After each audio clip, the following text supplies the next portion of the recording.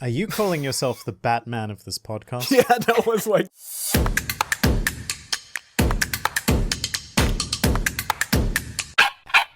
We're getting really good at synchronizing our audio, and welcome to a new episode of That's Why We're All Looking Really Happy. Welcome to a new episode of the Blue Banana Podcast. That was... Shit, let's start again. No, that's how this starts. You've done it now. You get one shot and you effed it. Okay. I had like two different, like my mind was like, I have two different sentences in which I could go, and my mind was like, let's go in both directions.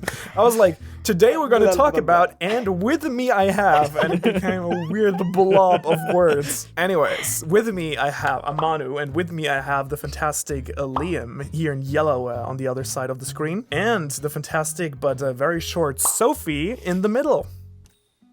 Today full in summer vacation Hawaii dressing, I see. Can you see the bananas Very on my appropriate. shirt? She is. I do see the bananas, and I do like the contrast with the red. Thank you. Yes. You might end up very, being the thumbnail. It's very McDonald's colors, the red and yellow. They're also my favorite colors. Red and yellow. Red and yellow? Nice. Nice. I have to say. How was the beach this week, Sophie? I haven't gone to the beach this week. Terrible. Okay, Way to rub that it is in, Manu. The flooding has stopped in Australia, but the weather is still quite erratic. Well, let us know once the beach is back on the menu, I guess. Today's video is gonna be the opposite of the beach. We want to talk about Twitch today, at least as a frame topic, because I feel like you guys probably have followed this to a certain degree as well. There's been a lot of talk about a lot of different things. There's the VTuber aspect that I am fascinated and confused by, so I want to hear your thoughts on this. Then the other aspect is that there has been a lot of heat for Twitch streamers about the entire live reacting thing to basically entire pieces of content. There's other creators on Twitch that I found like absolutely unique and creative in the way they do things, like especially creative people or like journalistic things. And then there's also people who grow really large on Twitch, like Ludwig, for example. Not sure if you're familiar with him, like one of the largest Twitch streamers, who then moved over to YouTube, and it's and I think that's a common thing we see as well. So we have like a variety of topics of basically a platform that in a way is very connected, but also in direct competition with YouTube in a certain way. So really interesting synergy right there. And I wanna let's jump right into the conversation. Sophie, what is your relationship to Twitch? Do you running out of air halfway through my sentences today. Mine needs a break. What is your relationship to Twitch? Do you like watch Twitch? Do you do Twitch? Do you eat Twitch? I do eat Twitch on a daily basis. I love the crunchiness of Twitch. The purple really gets me. But I have to say, so I actually do have a Twitch account because I do stream on Twitch. Not very frequently, I do it just for my chapter reactions. And that only started at the beginning of this year because I used to do that on YouTube. And then because I thought that reactions weren't really helping the channel's growth or health of the channel, I moved it over to Twitch. So I do actually use Twitch, but I don't do it frequently enough to be, a partner or anything like that. But something that really struck me, and this was new to me, was the recent Twitch Awards that were happening, because I had no idea that they were even a thing. I think it was the first time they did so do it was them the this first year, one? if I'm not mistaken.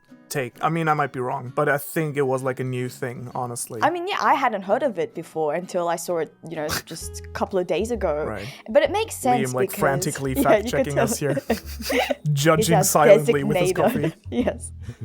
I mean, like, one thing I want to say, did you see the clip of... I'm not sure, like, I didn't watch the entire thing. What I absolutely loved was, like, the MoistVerse one. Did you see that? Charlie. Like, that entire thing where he has, like... Oh, yeah, Charlie. He has, like... You're a big Charlie fan, aren't you, Liam? I'm a moderate Charlie fan. I mean, enjoy his and like he has dry humor.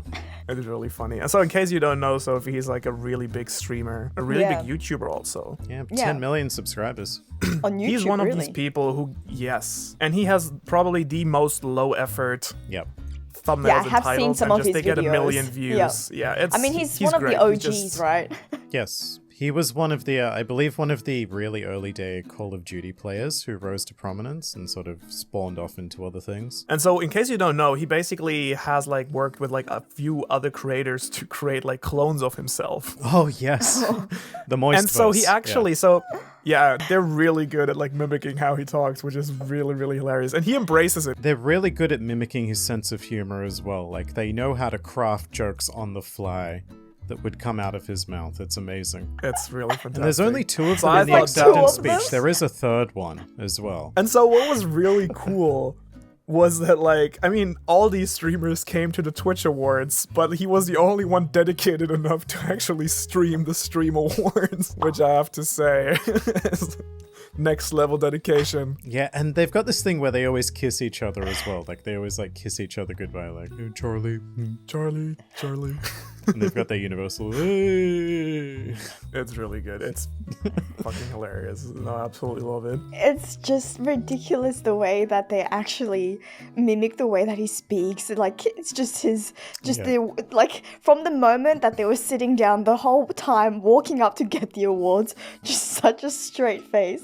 That is hilarious. No, they pulled it off without breaking character, which is fantastic. Also, I think it's really great. Like, the people who organized that event weren't like, "Oh, no, like, you're not here in person." Like, no, they were okay with them being there, and they let him win and let them have the speech, which is just fantastic.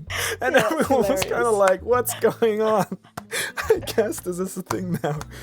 That was really funny. By the way, as for fact checking you, there were Twitch Awards in 2020 as well. Okay. Right, but they just skipped 2021. Well, no, this is 2021, isn't it? Oh, of course. Oh yeah. That's my mistake. And maybe the golden pippers were new, but I'm not sure. No, I was just gonna say, I just didn't know that they were a thing. Well, that's my bad for not realizing that they were also Twitch Awards in 2020. But that's still, relatively recent. And I think it does make sense because Twitch has just really eclipsed entertainment, I think, especially for younger generations. It's crazy how much I think younger kids know about streamers these days. I have my best friend's nephew. I was over at her house the other day and I was hanging out with him, and I remember he wanted some Roblox money. He wanted me to give him some money so that he could pay for some, avatar items on Roblox.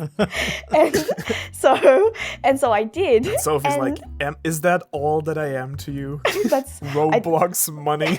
I made sure I sat him down and I told him, do you understand the value of money? For these $7 that you're gonna get 400 Robux, I had to work 20 minutes. And so I need you to understand, you need to jazz up your avatar to the best looking avatar possible. And then you turned into a Pep-Talk. I did. I feel like I'm at that age now when I can talk to younger people and, be like that auntie. Nice. I like that. But then he spent the money and he bought a whole bunch of merch for streamers, and he's only 6 or 7. And so the fact that they're already aware of things, I mean, he probably knows more streamers than I do.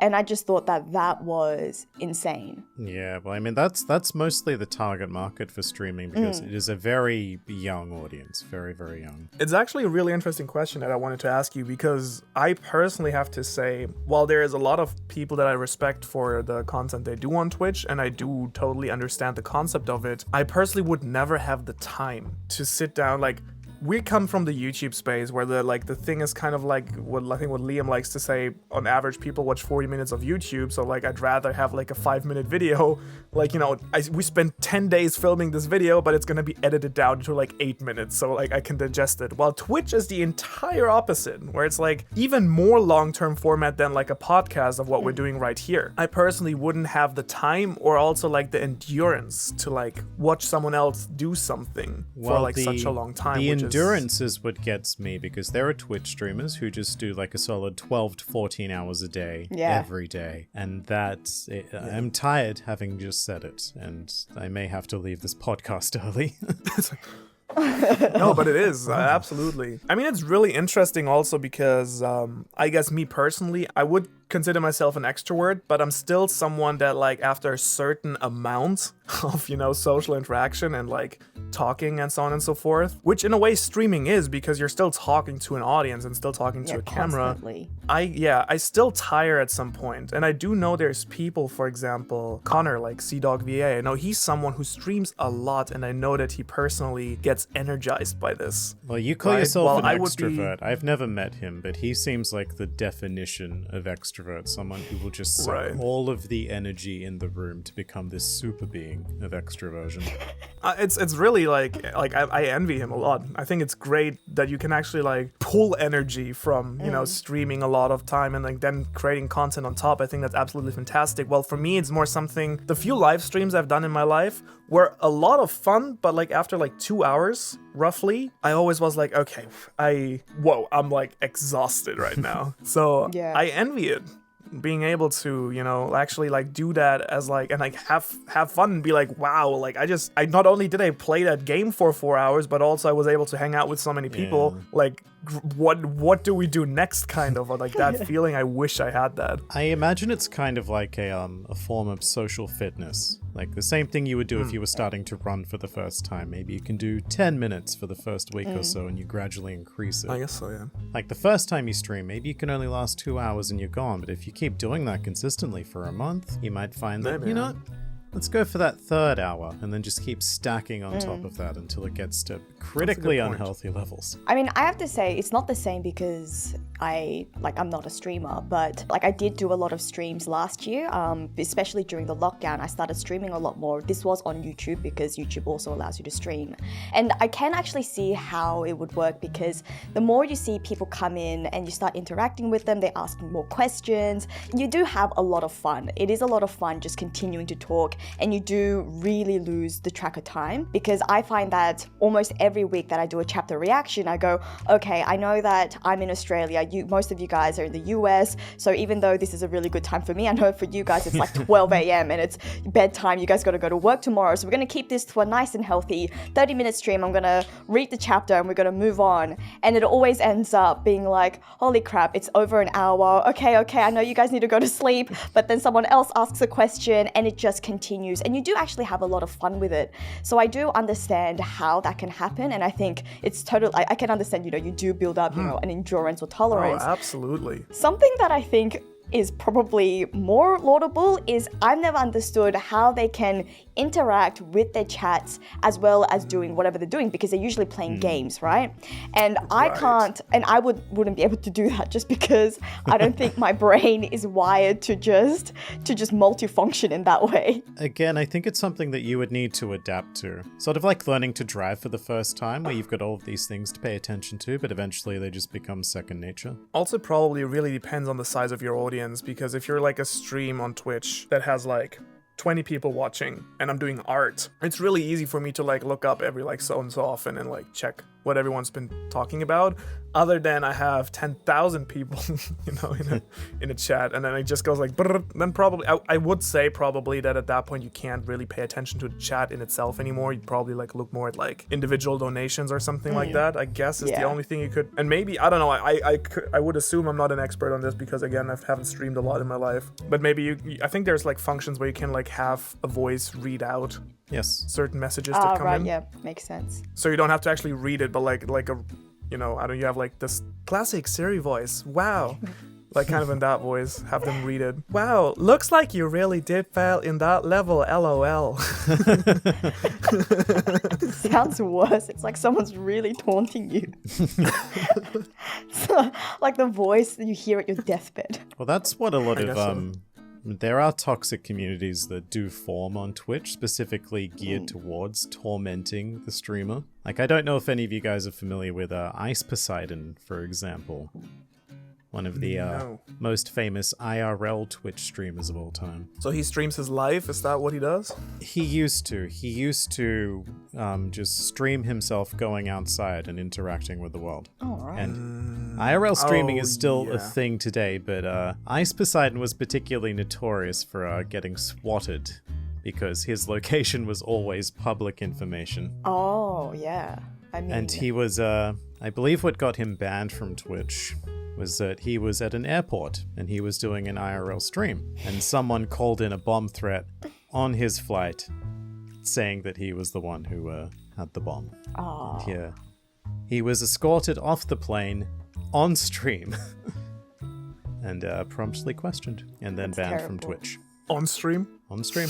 This was all streamed. That's terrible. Question on stream. Yeah, so he was allowed to keep streaming questioning? Maybe not during the questioning, but they didn't know he was streaming when they took him off the plane. No one knew he was streaming. Wow. It was quite stealthy.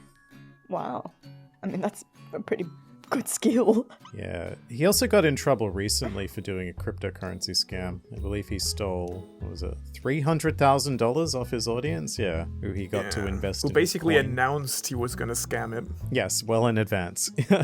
Then I have less pity. I have no pity for him. He also did a credit card phishing scam, I believe. That is an interesting part of, like, there's so many different things I guess you can do on a stream. But yeah, that IRL thing is really interesting because I know there's like streamers out there where you like walk through the city or something, or like walk through the country you're in, and like people tell you things you should do. Yes. Which is, I think, a great idea until, it crosses a certain line, kind of. Yeah. I feel like that could happen very, very quickly.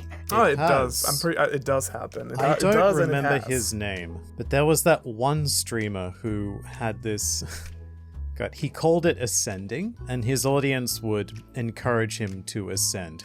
Where I believe he mimicked the well, this is pointless to you two because you're not Dragon Ball fans, but the like Goku powering up to become an Ascended Saiyan, and he would like rip off his shirt in public if his audience like badgered him into it enough. Did that get him? Try to find his name. Yeah, it's really interesting because from the YouTuber side, like I know there is a lot of creators that I do respect a lot for what they do on Twitch, and like a lot of people who are just like who not necessarily respect, but they're just doing their thing there, right? It's like something they do next to YouTube or whatever, or it's just something that I'm not necessarily like I wouldn't watch that, but it's like not hurting anyone and people clearly enjoy it, right? But then I feel like as someone who's not in that space as much, what stands out is like the instances where Twitch streamers fuck up in some way or form, right? Like what you said, like the cryptocurrency thing, or there's like continuously these videos of like mostly girls, I feel, who like bully their audience for not subscribing. Like, did you see that one video? I've seen that, yeah. Where I'm like, whoa. I mean, we talked about this like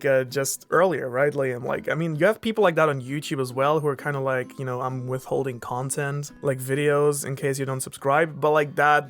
Like sitting on, at least you're making content, right? But that girl is just sitting on stream. That did happen in our niche to a not quite that level. He's probably not watching this anyway, but there is a One Piece YouTuber who like withheld content for product sales, saying that if you get to a certain level, then I'll release this video. Oh, right. I'm not very familiar with that. You're very familiar with them. Which I think is just the exact wrong way to go about it. You never want to make your audience feel like you're withholding things from them. Just that you're like consistently giving. Like we were talking about before, about the call to subscribe and how I like to make people feel like they're getting something in exchange for that. Right. Rather than giving me something, out of the goodness of their heart. I mean, it's also a waste because I guess it's really easy to rephrase and reframe it. Because instead of being like, if you don't do this, I won't give you that, you could easily just say, if you guys buy these plushies, I might just have an extra surprise for you guys, frame it as a bonus, and then it's like completely different. The trouble is it also like sets an expectation, which is another thing I don't like doing. I hate telling people what's coming up, because then if that thing gets delayed, inevitably people go, where's the thing you promised me? And it just builds further bad will. Yeah, even just a level of expectation in terms of quality. It's a hype up, right, to some extent, and so there is an expectation of some sort of quality that you're gonna have to meet. It's a lot of pressure. Also, I mean, it's a difficult question about entitlement, because if you've worked hard on like whatever platform, Twitch and so on and so forth, or Twitter or YouTube, like, yes, I think it's okay to, like, for example, be frustrated if you don't get the views you feel like you want, like whatever. Like, I feel like there's an argument to be made that you've spent a lot of time and effort in it, but at the same time, I always feel like these platforms are designed to, immediately give you positive feedback if you do something right. So example, on YouTube, if you make fantastic content, people will subscribe like automatically, and like then like asking in a kind way will just like be an extra push to improve that. Similar on Twitch, right? If you are really interesting and you have like great things that people want to support you with, you will get subscribers on Twitch, I feel like, right? So it's like, if you feel like you deserve more followers on Twitch or something, then maybe it's like, maybe the problem is not that people are really greedy, maybe you're just not offering the sort of content that, you know, deserves to be subscribed to. I think it's quite simple. Personally. You need to offer people something and not just demand their time or money or even the click of a button. Like, you need to be giving them something. Do you think, though, that people who are on Twitch, and because I imagine for all of us, we're not people who use Twitch to view other people's, you know, Twitch content a lot. Do you think that's just part of the culture and that's just, you know, it's something that is to some extent okay? Because, I mean, these people that are streaming obviously it must work for them on some level, right? For them to be able to continue doing that live as well. Again, I feel like if you live off of Twitch or of YouTube, like for example, all three of us are basically, as we do this professionally, it's still in a form a business, but obviously it's often a business built on a trust you know, build with an audience, and it's like this really awkward place. I guess many creators also feel awkward about it, where it's like, what can I monetize? What shouldn't I monetize? And it's like a very hard decision to make, because I think it really depends on the content you make. What value do you actually, what Liam said, do you actually deliver to your audience? Because, for example, there's like content, one great example is a creator called Dogen, who's very Japanese heavy. He does like, he teaches Japanese pitch accent and like does great, hilarious skits about living in Japan that appeal to both people who are like interested in Japan, but especially to people who are here and are familiar with those situations. And so he has a Patreon where he actually put together a course teaching Japanese pitch accent. So I feel very much like I did pay for that and used it for a long while to like study, because not only do I help a creator I really like the content of and who I really respect, but also do I actually get something out. Like it's the power combo, and like me as a fan, I don't feel like you're trying to rip me off, like making money with your, like, no, you are great at teaching Japanese. You have like spent time in like into that, plus you're entertaining me with your other content. I'm like, that's fantastic. Which is like how I've always struggled with my Patreon, which is like I actually don't really offer it at the moment, which is I don't really know what I could offer at the moment to people where they like get a you know, a bonus from, or like do I teach about storytelling? But then again, the question is that too much, you know, is that a valuable thing to actually offer, and like is it worth actually producing that? So it's a really tight, you know, line that you have to walk there with what is okay and not okay. And I think it's always fair as a creator to, like, at least in my opinion, to like try something out and be like, hey, there's this thing I made, if you want to buy it, go for it. And I'm like, if people want it, and then like that's great, and I think there's nothing wrong with it, but I think you should never be like, why don't you buy this? Like, I made this for you and you're not buying it? How dare you? Kind of. That attitude is really toxic, I would say. Or even worse than that, I haven't made anything and I want you to buy it anyway. Yes, exactly. I feel like the main thing that's being offered on Twitch, though, is friendship in a way, or someone like a companion like to a pass your time friend. by. Yeah, exactly. It's someone, we talked about this, the fact that it's so vastly different from YouTube that, you know, we have shorter content, whereas on Twitch, it's much longer. And I think the value of that is that people, exactly, live, you're talking to people live, you're spending hours with people watching the streamer, but also just chatting with other fellow your name appears on screen. Viewers. Exactly. And I think maybe they react to your comments. I think that's sort of the enjoyment, and I think that's sort of the value that you might derive from Twitch. And I imagine that it's probably become much more popular, especially as the world moved a lot more online because of COVID. Just speaking from personal experience, I know that's definitely why I started streaming so much more last year, and why I even actually started in the first place. It's when Australia went into lockdown, or when Sydney went into lockdown. And I thought, okay, I have so much time. You know, I wasn't working as much back then. I was still at uni, and I probably should have been spending that time to focus on my uni work. But anyways, I decided to spend the time instead, you know, streaming. Exactly. And it was a lot of fun. So, and I think that's the enjoyment that a lot of people must be deriving from spending, you know, hours. And like we said, it's also a younger audience. So, you know, typically people who probably have a bit more time. Absolutely. Especially with no school. Yeah, it's either that one, but I think it might also be, for example, you know, like, for example, you're home alone or something, and like you just had, like, put the TV on, or like you listen to like a podcast. I like listening to podcasts, for example. or like an audiobook, but I can definitely see how Twitch would be just like make you feel less lonely if you're like alone or like you're at work alone or whatever it is. Just like someone who's like talking to you and like spending time with you, quote unquote. So I could see that being a reasonable... Yeah, so that you don't have to face the cold, harsh silence that is life. That was That's very profound. Sadder than necessary. Wow. Mood ruined. But anyways, like another really interesting thing that I wanted to talk about to you guys in regards to Twitch today, like words not happening. Yeah. You sounded like you were like reciting a Harry Potter spell at the end there. Wingardium Leviosa. Definitely not my day. I get progressively worse talking to a microphone as the podcast continues, starting off very strong, and in like episode 10 I'm just like, by episode 10 it's just us trying to decipher what Manu's saying. Like, yes. Like, what? I understood that. I can answer that mate? one. Is he speaking German or just gibberish? Yes, exactly. Anyways, what I wanted to talk to you guys about is another really interesting aspect, to me at least, about Twitch, which is VTubers. And I have to completely admit that I'm very unknowledgeable about the concept.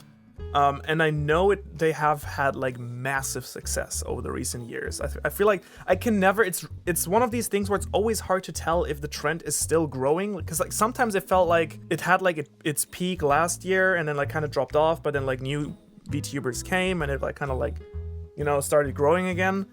And it's one of these things that I totally get the concept of, because interestingly enough, on my main channel, in case you don't know, like for the longest time I didn't put out my face actually until I hit like 100,000 subscribers almost actually. And so I dropped it really fast, but at the beginning I saw this one channel that used an Adobe application that basically allowed you to animate characters. You could build like a puppet that you could like basically animate with your face. And so I tried it. It looked really scary because it was like this dude with like a fox mask on, like this kitsune mask, like a straw. It looked kind of spooky, honestly, but it was basically kind of like a VTuber move in retrospect. And I totally understand, because I understand being uncomfortable putting your own face out there, but you can kind of like put yourself into that persona and like bring that character to life on screen for the audience. Yeah, it's better kind than of like just acting, being a voiceover voice. It is really. So I think it's really interesting. At the same time, I think it's also really interesting the direction a lot of people have gone with it. Like there's like the very sexual thing, then there's like a lot like just the kind of cutesy thing.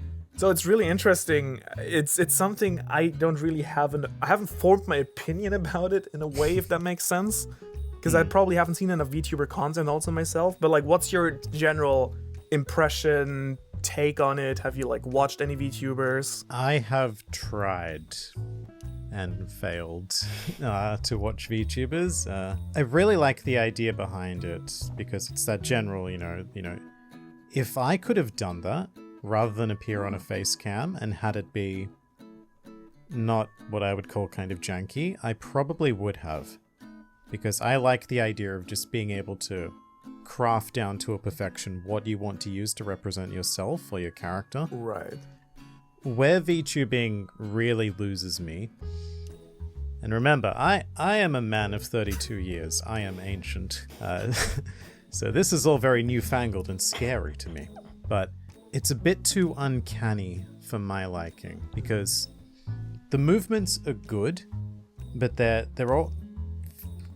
how do I explain this? I mean, uncanny was a great word, but they're all very clearly not human. And even if there's a human behind it, it's sometimes just weird for me to watch their like juddery movements, because the rigs are not like, they're not I think there's also different quality levels of how you can animate that character.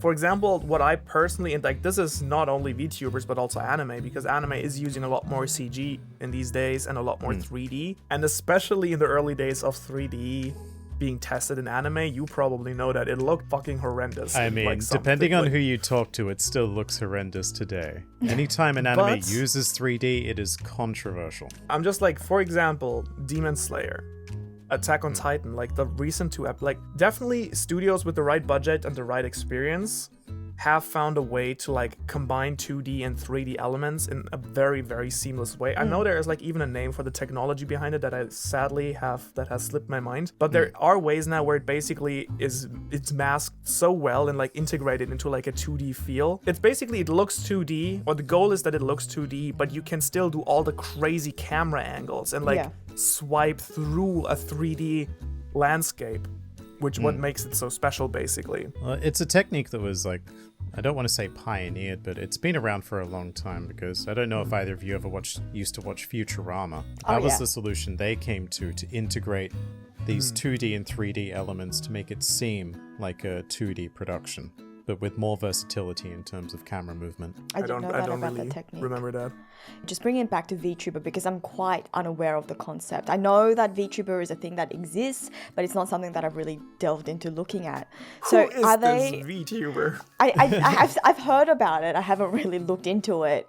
Are they supposed to? Is it supposed to also be a mishmash of 2D and 3D? Is that how it works? I think the idea is more that it's supposed to be a anime character. At least that's like the common. Yeah. I think there's probably also like other 3D models, but I feel like the common like popular thing is the anime character. And I do think like there's like some VTubers out there that have like, whether it's a money thing or like just artistic thing, I'm not aware of, like, because I'm not familiar with it. But I know there's some who look a lot more 2D and that looks a lot nicer. Right. Then like some, as you say, that like kind of like are these clunky 3D models that have like weird lighting effects on them. That are like on this very flat separated background. Yeah. This might be unpopular, but I would go so far as to say that there is no VTuber who does not look clunky, no matter what the budget. But that's just to my eye, because I've tried watching some very high profile ones, and it's still just kind of gets me. Like, it's not quite human. It's like staring into the eyes of the scary doll in the Haunted Mansion for me. Yeah, I think, I personally would bet that the technology will be there at some point soon. Oh, yeah. Absolutely, yeah. Yeah, I know what you mean. It's like the hair, like there's like hair effects, but sometimes it looks really weird because there's no wind, but the hair is moving. And then like, it's like these kind of, everything's a bit laggy kind of thing. So probably if you could find a way, which is probably definitely going to happen, where it really translates your movement. It like recognizes how you're moving and like just really draws it in like a 2D way. I feel like then it might look actually pretty decent. And like ignores also certain like minor moves. I feel like what's weird is because like certain things anime characters don't do because they're simplified and like drawn. Yes. For example, when my chest heaving something, or like just like minor movements of the head, like it's like when my head shakes just a little bit, as a human being that looks very normal because we all move all the time.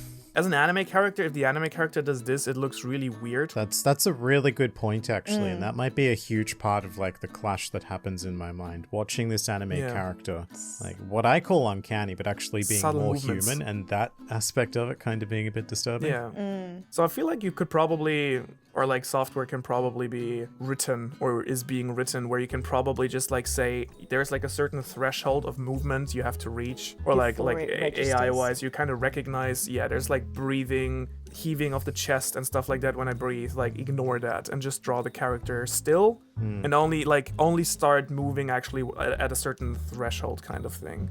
But again, it's the same thing, because you as humans, like for example what we do right now, like turning the head a lot, is just something you wouldn't see in an anime. It would just be static talking, and then maybe an anime character would do like at some point like it would be very like singular movements.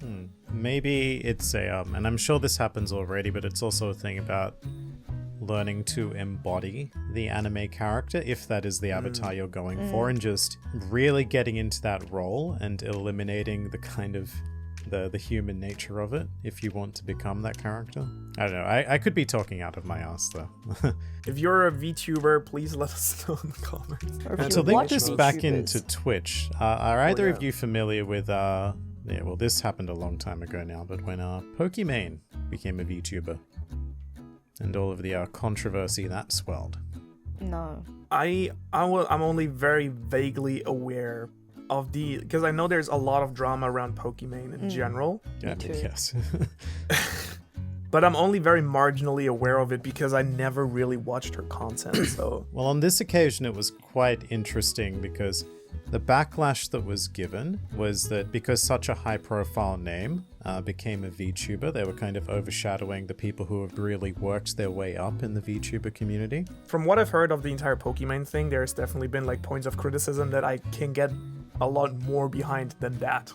Because I feel just because you're a big creator shouldn't ban you from like doing certain things you want to try out, I personally feel. I think that was a big part of it though, the idea that like she was trying to make money, cash in on trend, essentially, and sort of take focus away from people who were doing it more, honestly, is that the word? People who were doing it genuinely, other than as just more of a, I mean, it's a very cynical idea. But again, what is the value that you're getting out of VTubing? I mean, surely you do VTubing to do it alongside other things, right? You have like it's sort of just a manifestation of you in terms of a character that you still have to do other things with. You're not, surely people aren't just watching to watch someone act as a VTuber. No, I think it's more like people do a variety of things. Like people become VTubers and still play games and stuff. But like, I think that there's one of two things. Either I just don't want to put out my personal face in public, and so I use a fake character, or like not a fake, but like a virtual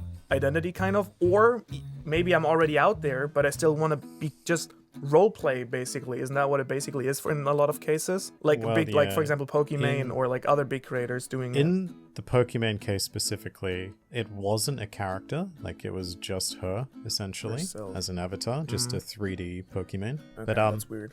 It can be very good from a branding perspective. I think Nuxtaku would be a great example of someone who sort of got into the VTubing sphere and he made his brand avatar into a fully functioning thing that can walk and talk. Right. But then again, he was someone who never showed his face in the beginning. So it gave him an outlet to do the kind of thing that we do. Yeah. But that I was going to say, like, that'd be like saying Manu, you or I couldn't ever go back to our avatars, because I also used to use an avatar in the beginning days of my YouTube, and it really helped me when I was still using a lot of images in my videos. So when I didn't have quite an appropriate image, I could use that sort of as a filler, because you'd have an avatar reacting to things, you know, having like a happy face, a sad face, or whatever. And you know, I could still very well use that now if I required it. And then it would be a bit of a strange thing to say that you couldn't go back just because we've shown our faces now. No, it's definitely kind of the same concept. Yeah. No, I would say it's kind of taking that concept of having like a drawn character in like different expressions, like, and like taking that to the next level by just literally, having it mimic what you're doing. So I would agree. To answer your inquiry, I personally don't think you can go back once you've shown your face. I mean, I don't think I'd ever go back fully either. I just mean, you know, if I wanted an avatar to pop up beside me every now and then and make a few faces. Oh yeah, if you were using it as an accent, then yeah. But if you wanted to go fully back into what you used to do, I don't think. No, I agree.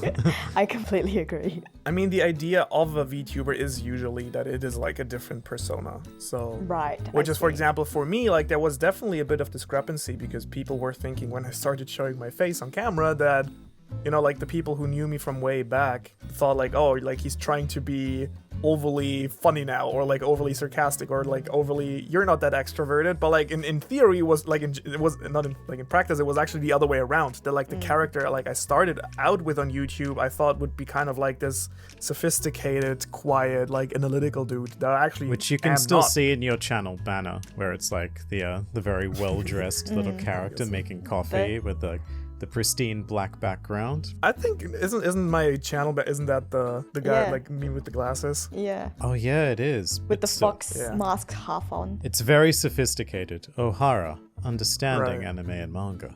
You would say that's not like that's definitely not accurate. You're just bullshitting. I would say that you're moving away from that like really strictly analytical character to something more energetic. Absolutely. And I think it's really interesting. It's also enjoyable. I'm not sure like how you guys feel, because it does, like, you always become more and more comfortable on camera, even if you've already done it for a while. I feel like there's still like levels of casualness that you can accomplish with a camera. So at the beginning, I was definitely like very self-aware, like, oh my god, like people are gonna watch this when I look into this. Like, how do I look and so on. So you start to drop that, but even still, like I still can tell in many of my videos, like every 4 or 5 videos that I go back, I can tell like I'm becoming a bit more myself the more videos I make on camera, kind of. If that makes sense. I'm not sure if you feel the same way about that. I feel exactly the same way. Yeah, 100%. It's just, everything's just a lot more fluid. I mean, I'm still quite self-aware of everything. Something that I've actually become a lot more aware of, especially since starting this podcast, is how I speak. And I think it's because usually when I just record my own videos, because I can also cut it myself, and because I'm not talking with other people, I think my sentences feel a bit more coherent. Whereas I noticed, because the editor, he has requested that I name him the handsome editor for our podcast, also edits my Joy Girl videos. The irony. We should have called not him so red, handsome, because we have blue and red. Okay, so red. Like the Pokemon trainer. And because he also edits my Joy Girl videos, I see a lot more of the editing process that goes down with our podcast. And I've noticed that my sentences are very incoherent at times. I don't necessarily always finish my line of thought or my train of thought. And I think it happens because of sort of like the way that we live in now. I've noticed that it's that my brain isn't ever so just quiet anymore. My brain is always like working, and it's just always constantly moving, and so my sentences jump as well. And that's something I would disagree. Really? I personally just think that podcasting is a skill you have to learn as well, and some people are just better at it and some people are not as good at it. But I know, like, I have the advantage that I used to do like a small scale podcast way back at the time. It was more of a the Wano Report. And what happened to it? People are going to ask in the comments anyway. I wonder as well. No, like Mr. Morge, the person who I did it with, he just, like, you know, he prioritized, like, he has like a normal job also, like a normal business he's working on. It was just, you know, YouTube was not a priority, which is fair enough, but like it just didn't, you know, we had like different, I was more willing, I guess, to like do this on a consistent basis, and for him it was more like whenever we had the time, which is completely fine. But like at a certain point, like I didn't have the energy or like the focus anymore to keep up with it, which is how these things can go, of course.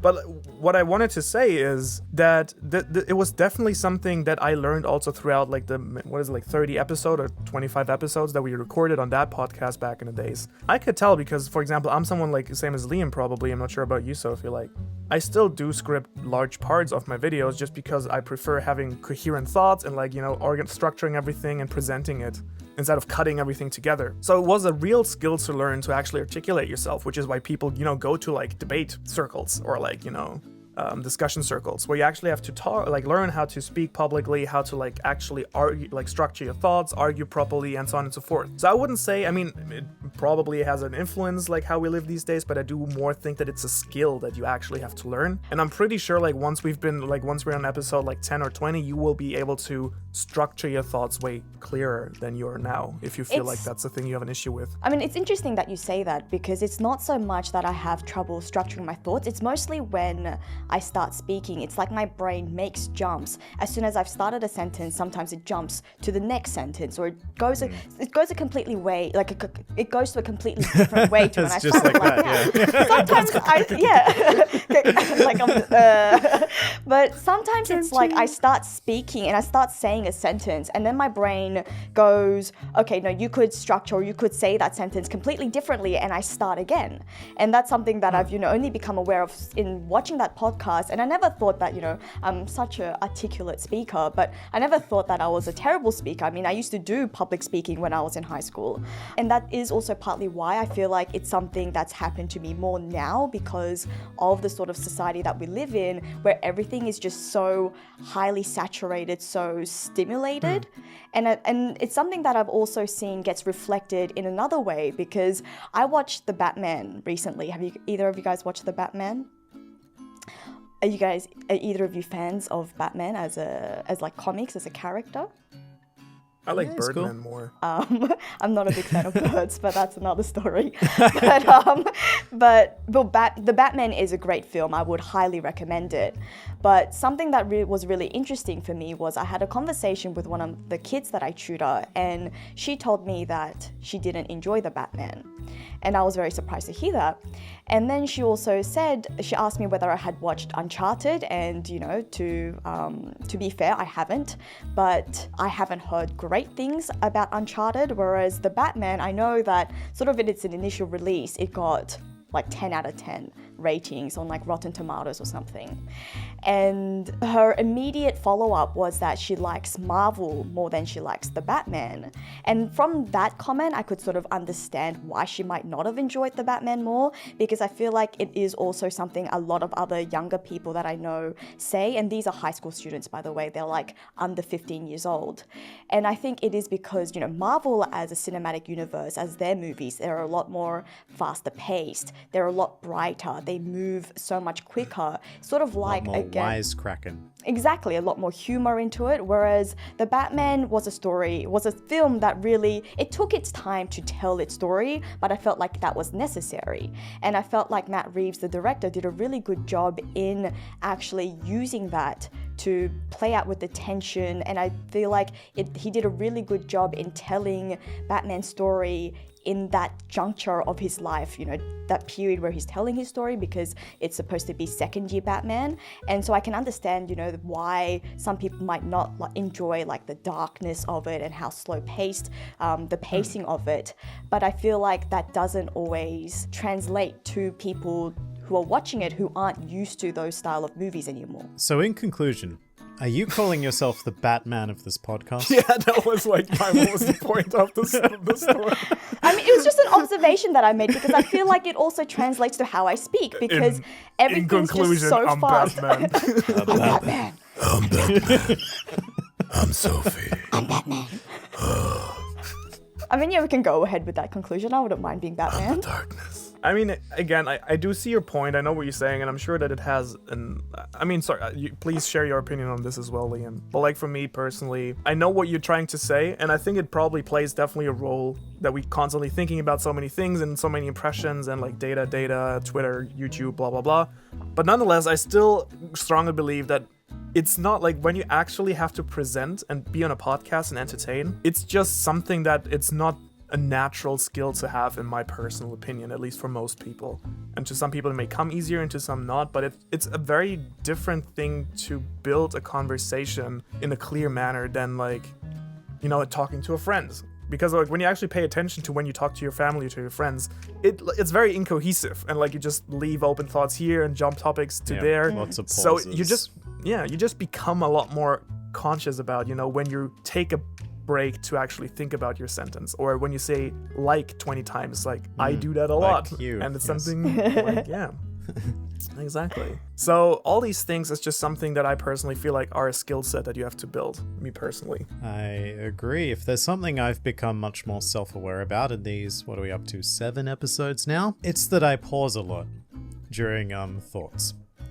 And I say a lot during thoughts as well. Sophie, your problem is that you think too fast, that you start another thought. My problem is that my thought process is like a guy laying out train tracks in front of a train. Eventually the train catches up, I run out of track, and I've just got to stop for a bit before I continue the journey. I mean, shout out to our editor for helping out with all of this, but I feel like I would be correct in saying that probably your issue, as you might think of it, is probably easier to edit out than my one, you know, where I'm jumping 1,000 places, because it's a lot harder to cut from different places, as opposed to when you're just pausing because you have a nice bit of silence there. You could just make that seem a lot more seamless, and maybe that's why I'm more hyper aware of it. I would agree with you from an editing perspective, but I feel like it's a problem that just shouldn't exist with me. I don't know. I think personally, I think I would have a lot more respect for someone who takes their time to think about what they want to say and like how they're going to phrase their sentence, rather than someone who's like, and so what I'm trying to say is, if you fill your silence with a lot of filler words, I feel like that makes you feel a lot more insecure. I and wish like that less was strong the about your case. point. I wish it was the case that I was taking my time to think about things, but it is literally like blank for a second and a bit, and then my brain starts working again. Well, clearly, like instruction to our editor then. Every time Liam has a silence, don't cut it out, just put like a funny sound effect there. Like the monkey with the clapping thing. That is exactly what it is. We'll superimpose that on top of Liam's head as well.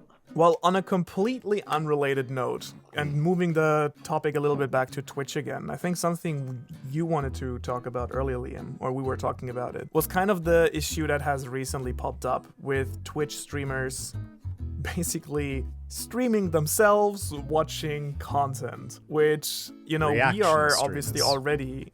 Yes. I mean, we are already like in a kind of gray area, though I would say that all of us, you know, actually produce content that at least we ourselves, and I think many people would consider transformative, as we actually comment and, you know, create our own content from what we do.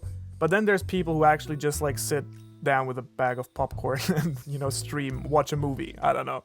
So Entire TV series. Yeah.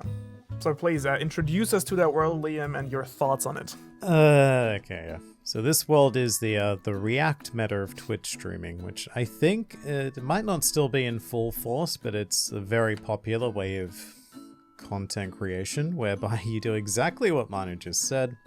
You sit there and you either watch a movie, an entire TV series, or most controversially, someone else's videos, the videos of another creator. And if you are a big enough streamer, it becomes a little bit morally questionable, because you're essentially, potentially, arguably, using the content of others and the value they provide to just immediately give that to your audience at very little cost to yourself in terms of time, money, and energy. And it's a very interesting discussion about where you draw the line of transformative and what is acceptable and what is, you know, potentially theft. I think it's also important to draw a line, for example, or to differentiate between... for example, there's a German creator, I think I might have talked about her before, called Cold Mirror, who is like, I grew up with her, she's like one of the most legendary German creators, and what she, for example, has been doing for the last 3 years, on and off, because she also has a normal job,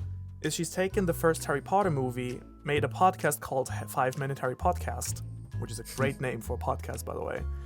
And so basically she always, in every episode, she takes 5 minutes of the movie and analyzes it frame by frame. But she, like, it's incredibly entertaining. She actually breaks down, like, what's in every scene, what does that mean, like, gives you context for everything, you know, what's the history behind this, how was this set, and so on and so forth. And so in that case, if you actually have someone who, like, shows the entire movie, but, like, it's in a truly transformative way, like, truly gives you context and, like, educates you and is entertaining, I would differentiate that from just sitting down and, like, streaming a whole, I don't know, like a movie, streaming Lord of the Rings on stream. And occasionally adding commentary like, that was really cool, or I don't know about crazy. This. Yeah. I wonder where, like, stopping the stream and going, I wonder where this is going.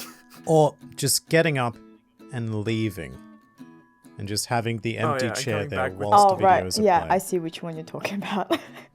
But I think even when it comes to just well-established series like Harry Potter, or just even like movies in general, I think that is a very different line to what you were saying earlier, Liam, about a streamer watching someone else's content, like maybe a smaller content creator, and then just reacting to their videos. Because I feel like even that is so hugely different to people, you know, streaming and reacting to movies or TV series. Here's an interesting hypothetical for you, Sophie. And I put this to you particularly because you're on the smaller scale of creators in our niche, which is why this is particularly good to put to you, because one of the greatest arguments is exposure. If a large streamer that had an audience, say, in, you know, the tens, maybe even hundreds of thousands, decided to make content by sitting down and just watching the entire JoyGo library, how would you feel about that? I mean, I think that's why I'm saying that it is so hugely different to reacting to movies or to TV shows. I mean, to some extent, I'm sure that it will help the channel. Maybe it will be to a smaller degree. I think it depends on the type of content as well, though, because from our niche, the fact that we're One Piece content creators, if someone is reacting to a video that I made, say for example, it was such a great theory that they felt like they had to discuss it, then I feel like people will then naturally flow onto my channel because they will want to watch it first. They don't necessarily always want to go through a bigger streamer who will watch that content for One Piece theory because that's because that's sort of the subject that we're in. Whereas if it's just something purely entertainment based, you know, something like a funny video perhaps, I feel like that might be slightly different. And still then I still would say that it is probably a little less fair, but you know, what can you do about it? I think that's just, you know, draw the luck.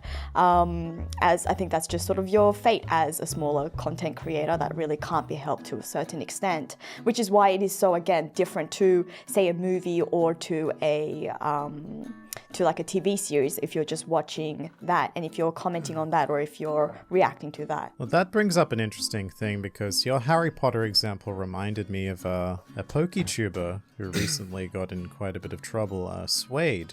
Do you remember the Suede story?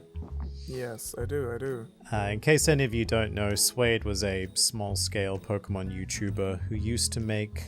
What would I even call them? Kind of like recaps of every Pokemon episode. We did have that discussion. Not just recaps though, like he would recap the episode in an abridged and funny way, sort of like a Dragon Ball Z abridged style thing. But afterwards he would then provide analysis of it as well as context of what was happening in the episode, why certain things were happening. And it was really fascinating stuff. But in the end, it is transformative, no doubt. But I'm not sure if it was transformative enough, purely because you can make the argument that watching his videos could be a replacement for the actual episodes. Because I actually enjoyed them much more than watching Pokemon episodes. But if that's the case, is there something wrong with that if there is a market for the content that he's making? Legally, yes. I mean, yes, legal. I mean, of course, I'm not... Yeah, I meant more morally, like if we're commenting on the state of Twitch and commenting on the state of ReactTube. I mean, I would say morally I would be more on Sweet side then, but like for example, like I mean, I think what Liam was more thinking of it from the legal side, where for example, going to the Totally Not Mark situation, it might be easier for him to argue that it's transformative because he actually does give analysis and commentary and etc. etc. In case you're unaware, Totally Not Mark was a review YouTuber who used to make these massive like half an hour to hour long reviews on Dragon Ball, One Piece, Naruto. Still does, but he got hit by Toei, the company who produces One Piece, and was it 150 videos of his got struck? Yeah, something though like that. Though again, I guess you could still, even for his channel, make a similar, even though I still would say, and still transformative enough, and more transformative than Sweet, but you could even still argue that like since he's summarizing the entire story as a chunk. Yeah. For example, if I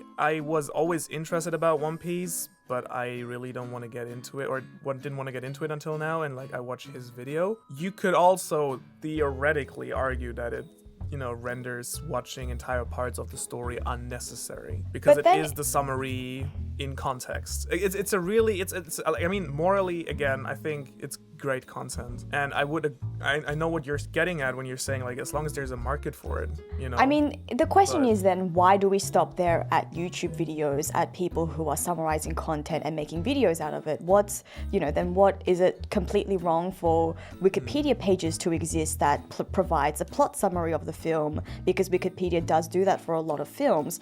Should those Wikipedia pages cease to exist because people may no longer have reason to watch the film if they read the summary of it? Maybe. I think there's an argument to be made because you have a few more degrees of separation there because it's not the same medium. Whereas anime visual medium and, you know, review using anime clips, they're a more similar experience than, say, film and then just, reading a paragraph synopsis of it. I mean, I think we're also, I'm not sure if the examples we're using are really the best choice, because, I mean, what we were talking about originally was more kind of the idea of, is it ethical? We've gotten quite far. Is it ethical is it ethical to stream myself watching something or someone else's content, be it a movie or a YouTuber on stream, basically not contributing anything, but like the main contribution being like basically hosting like a free watching session of content ABC, and like profiting off of that on a large scale, compared to where like the Totally Not Mark and Sweet situation is.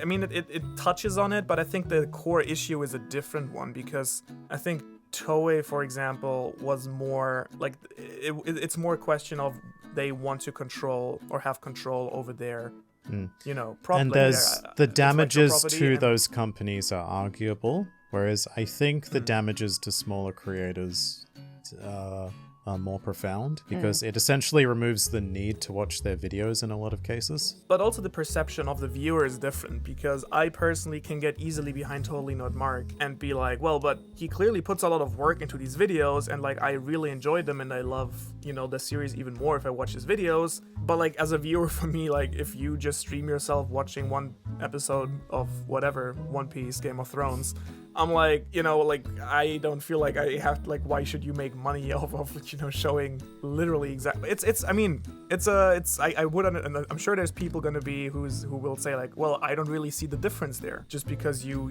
add like extra commentary on it. But I would say there's definitely like shades on there, and again, I think it's always dangerous to like let go of nuance in situations such as these, because I do think it is important, and there is a distinction in my mind, at least. So I mean, yeah, I agree. And I think just with your point, I guess we keep going back to this distinction between a content creator reviewing or just watching and reacting to another content creator versus creators who are reacting to established, forms of media.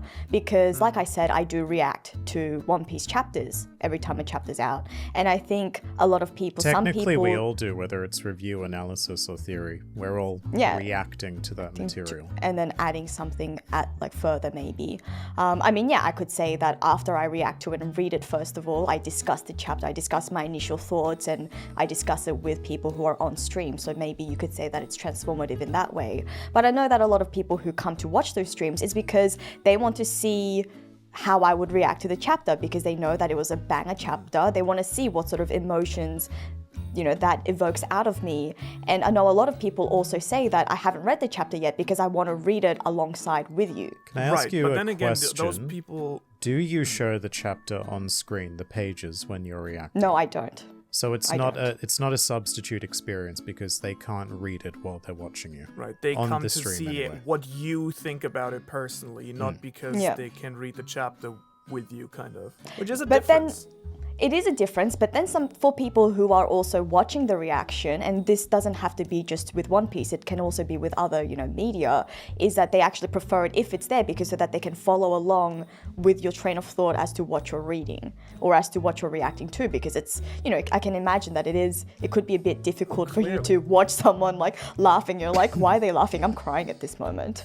And so it's just more from a logistical point of view. But then again, there's the nuance, because for example, me, like when I analyze like a certain character or something, it would be of course very convenient if I could show like one entire minute of just anime footage and then be like, well, what we've seen here is a compilation of all the things, like all the examples together. But like I would agree that that's not okay, just like letting like the anime run for like a whole minute straight or something like that, so I feel like there is like nuance there, where like, yes, to a certain degree I feel like it helps a lot illustrating visually what you mean, and like showing something like, this is what I'm talking about. Here you can see the detail I mean. Here you can see the text I'm talking about. But there's again a line between illustrating your point and, as Liam says, substituting for sure for the entire thing, kind of. And I think again that's why the bigger problem that it seems like all three of us are agreeing on is the fact that when someone is reviewing a smaller content creator's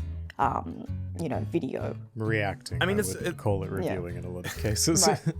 Here's another hypothetical. I'm going to pose Manu the same thing, except I'm going to change it around a bit. I'm gonna become a Twitch streamer tomorrow. I'll say Twitch properly when I do it, not Twitch it. But I kind of don't have time to make my own content on Twitch or use my own energy to play a game, so, I was thinking of just playing Manu's greatest hits for 4 hours while I sat there and I went, it's pretty alright. Oh, good theory. What would be your response to that? Good question. I think I would personally not respect you for doing it, but I would probably not complain about it. Really? I mean, I guess it would be different if you were but then, yeah. I mean, it's really interesting. We're getting into a really interesting area here. I think it really definitely has to do with the degree of what sort of additional content that you're providing if you're reacting, as you're reacting. I would say I would be unhappy with it, but probably not unhappy enough to do something against it, or to be motivated to do something against it. Does that make sense? Yeah, absolutely. So if you were going that's nom nom nom, oh, that guy's just talking out of his ass for 4 minutes, for 4 hours, I'd probably be well, maybe you should shut the fuck up if you just sit there and eat your popcorn.